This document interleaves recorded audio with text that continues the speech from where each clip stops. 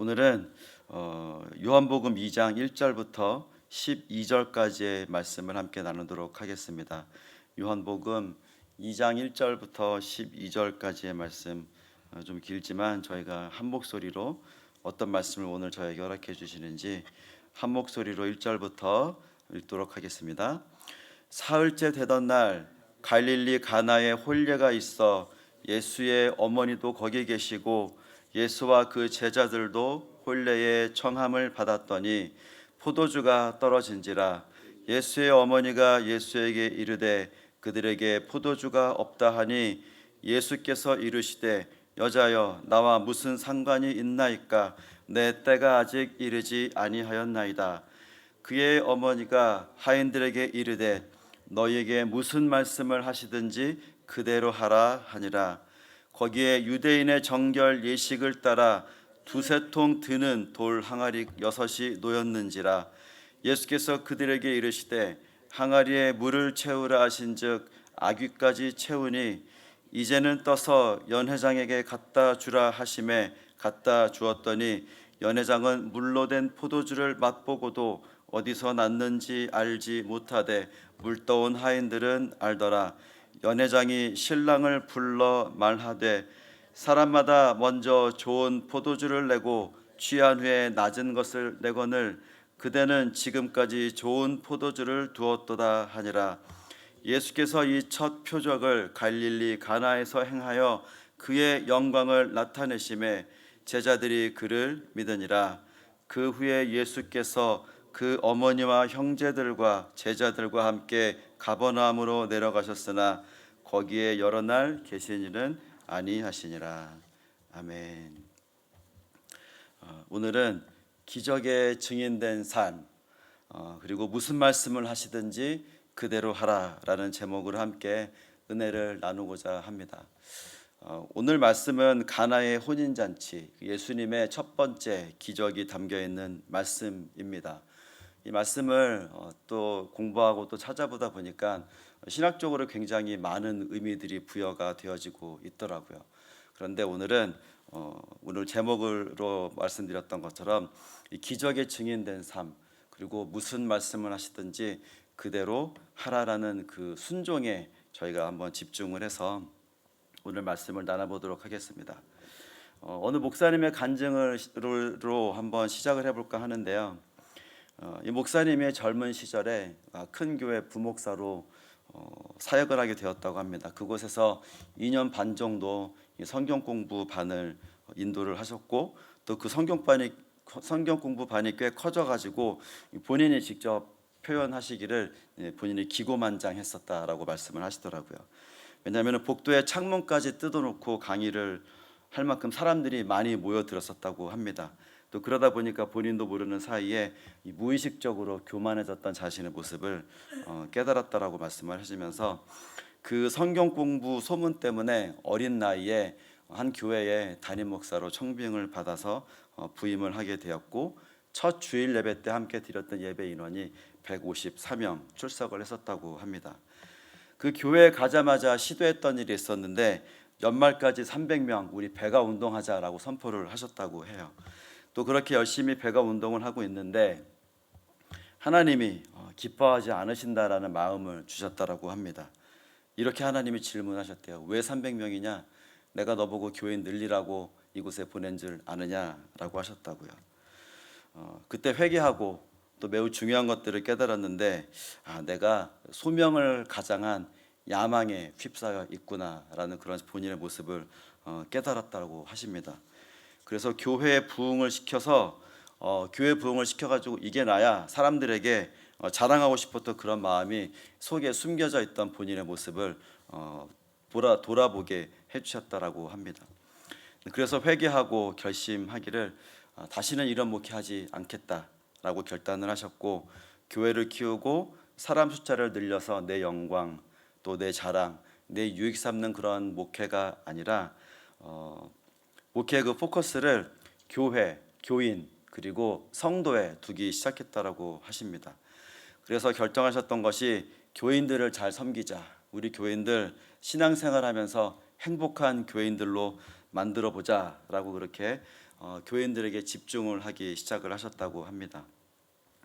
또 그렇게 마음을 바꾸고서 교인들에게 집중을 하면서 사역한 지 한 1년쯤 되었을 때에 평생 150명 목회를 해도 소원이 없겠다, 여한이 없겠다라는 마음이 들었던 사건을 하나님이 한 가지 허락해 주셨는데요. 너무 어린 나이에 담임 목사로 청빙이 되어서 가어지게 되니까 그 집사님들 중에 목사님을 반대하던 분이 한 분이 계셨었고, 또 목사님을 인간적으로 많이 못마땅하게 생각을 하셨다고 합니다. 목사님 항상 이렇게 옆에서 삐딱하게 바라보고, 또 재직회 때도 늘 힘들게 하고, 그래서 마음고생 좀 해야 되겠다 이렇게 각오를 했던 집사님이 한 분 계셨다라고 해요.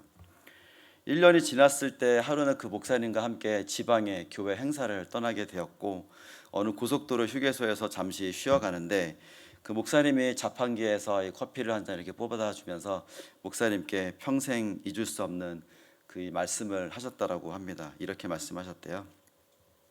목사님, 저는 예수를 믿어도 사람은 변하지 않는다라고 생각을 했습니다. 그런데 제 생각이 틀렸습니다.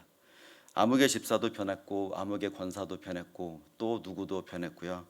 그런데 더 중요한 것은 제가 변했습니다. 너무 좋아서 젊은 나이였지만 죽어도 여한이 없겠다라는 그런 마음이 들었다고 합니다. 목사님, 제가 변했습니다라는 그 한마디가 그렇게 좋으셨다라고 해요. 저희도 이런 말씀을 아마 들어보셨을 것 같습니다. 사람 고쳐 쓰는 거 아니야. 머리 검은 짐승은 거두는 거 아니야. 이런 말씀 들어보셨을 텐데 이해는 갑니다. 왜 저희가 그런 말들을 하는지. 그렇죠? 그런데 또 저희끼리 또 이런 말을 하기도 합니다. 예수를 믿어도 사람은 절대 변하지 않더라. 성격은 변할 수가 없는가 봐라고 그런 말들을 하기도 합니다. 그 목사님이 말씀 간증 끝에 이런 말씀을 하시더라고요. 사람도 못 바꾸는 예수님은 믿어서 뭐 하겠습니까? 예수님 그렇게 우스운 분 아닙니다 라고요. 사람이 변한다는 거 쉬운 일 아니겠죠. 저희가 모두 알고 있는 사실입니다. 인간적으로 생각하면 불가능한 일이기도 할 것입니다.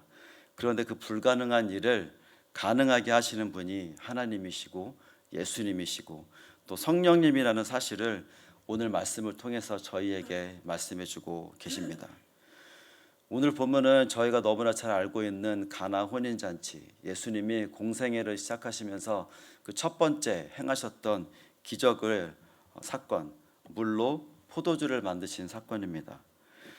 저희가 그 물에 대해서 잠시 생각을 해보면 저희들은 물의 모양을 바꿀 수는 있습니다. 물을 얼리면 그 마음대로 모양을 바꿀 수 있겠죠. 그리고 또 여러 가지 모양의 병, 그다음 여러 가지 모양의 그릇에다가 물을 담게 되면 그 물의 겉모습은 바꿀 수 있을 겁니다. 포도주도 마찬가지겠죠. 여러 가지 병들이 있고 또 잔이 있으니까요. 그래도 여전히 물은 물이고 포도주는 포도주겠죠. 저희가 할 수 있는 것은 겉모습만 바꾸는 것뿐입니다. 그런데 예수님은 물의 모양만 바꾸어 놓으신 게 아니라 아예 그 물의 화학적인 성분, 그 근본까지 달라지게 만들어서 사람들 앞에 내어 놓으셨던 겁니다. 바로 내가 변하여서 새 사람이 되어지는 것, 우리가 성령으로 거듭나는 것입니다. 이게 물이 포도주가 되는 것 아닐까요? 그런데 이게 예수를 그냥 믿어서는 되어지지 않습니다. 평생 예수를 믿어도 변하지 않는 사람들 투성이지만 예수를 제대로 만나고 또 제대로 믿으면 이 물이 변하여서 포도주가 되어지는 것처럼 성령으로 거듭나서 완전히 다른 사람이 되어지는 역사가 물이 포도주가 되어지는 역사가 저희들이 경험하게 되어질 수 있다라는 것이겠죠. 어떻게 이 기적이 가능했을까 생각해 봤더니 그 해답이 말씀 속에 있었습니다. 오늘 본문이 요한복음 2장 3절부터 4절까지의 말씀인데요. 요한복음 2장 3절부터 4절까지의 말씀을 우리 큰 목소리로 함께 읽어보겠습니다. 포도주가 떨어진지라 예수의 어머니가 예수에게 이르되 그들에게 포도주가 없다 하니 예수께서 이르시되 여자여 나와 무슨 상관이 있나이까 내 때가 아직 이르지 아니하였나이다. 포도주가 떨어졌다는 소식을 듣고 예수님께 마리아 어머니가 부탁하는 장면입니다. 제가 사진을 한 장을 부탁을 드렸는데요. 어머니가 너무 예쁘죠. 예수님은 사실 이 마리아 어머니의 청을 거절하셨습니다. 사양하셨습니다. 어머니가 부탁하는데 아직 제 때는 아닙니다라고 어머니에게 말씀을 하시는 장면입니다. 근데 그렇게 사양을 하셨는데 예수님이 어머니에게 이렇게 사양을 하셨고 어머니가 하인들에게 뭐라고 그랬냐면 이렇게 이야기합니다. 요한복음 2장 5절의 말씀인데요. 함께 읽겠습니다. 그의 어머니가 하인들에게 이르되 너희에게 무슨 말씀을 하시든지 그대로 하라 하니라. 예수님이 말씀하시면 예수님이 무슨 말씀을 하시든지 그대로 하라라고 말씀하셨습니다.